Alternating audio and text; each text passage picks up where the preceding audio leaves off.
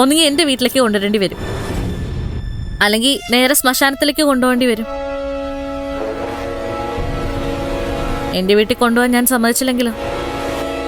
ആ പേടിയില്ല അവൻ ഈ തീരുമാനം എടുത്തത്. ഇതാവുമ്പോ കുഴപ്പമില്ലല്ലോ, നേരെ മെഡിക്കൽ കോളേജിലേക്ക് കൈമാറാം. ആ പേരിൽ കുറച്ച് പ്രശസ്തിയും കിട്ടും. ഓ, അങ്ങനൊരു സാധ്യതയുണ്ടല്ലേ? അത് ഞാൻ ഓർത്തില്ല. സൂത്രശാലിയായ കുറുക്കനാവൻ. കുടിച്ച വെള്ളത്തിൽ വിശ്വസിക്കരുത് അവനെ. ഇപ്പൊ അവനിവിടെ കിടന്ന് കാണിക്കുന്നുണ്ടല്ലോ, ഇത് മൊത്തം അഭിനയ.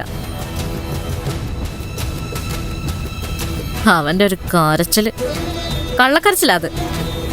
അതൊന്നും കണ്ട് നിങ്ങൾ ആരും വീഴരുത്.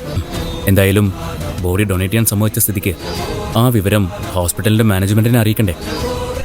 വേണം. കുറെ ഫോർമാലിറ്റീസ് ഉണ്ട് അതിന്, അതൊക്കെ ചെയ്തു വെക്കാം. എൻ്റെ ഒരു ആഗ്രഹം പറഞ്ഞോട്ടെ. പ്രഭാതിയമ്മ മരിക്കരുത്.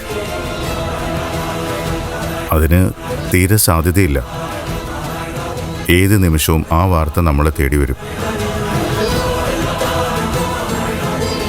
സിധു, വാ.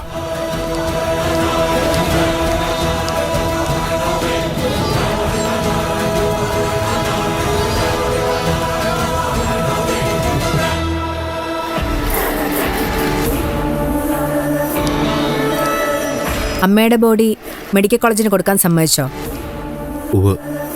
സമ്മതിച്ചു. എന്തിനാ ശരത്തെ അങ്ങനെ തീരുമാനിക്കാൻ പോയത്? അവയവങ്ങൾ കൊടുക്കുന്ന മനസ്സിലാക്കാം, അതൊരു പുണ്യപ്രവൃത്തിയാണ്. അതുപോലെയാണോ ശരീരം? ഞാൻ വേണ്ട തങ്കച്ചി, എൻ്റെ അമ്മയുടെ ചെതിക്ക് തീ കൊളുത്ത്. ഇല്ല, എനിക്കതിന് കഴിയില്ല.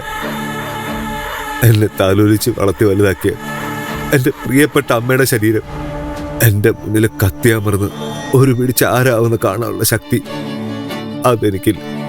അമ്മയോടുള്ള നിന്റെ സ്നേഹം എനിക്ക് മനസ്സിലാവും, എന്നാലും വേണ്ടായിരുന്നു. കേട്ടപ്പോ എന്തോ പോലെ. അങ്ങനെ ഒരു തീരുമാനം എടുത്താലും എനിക്കൊരു സങ്കടമില്ല തങ്കച്ചി.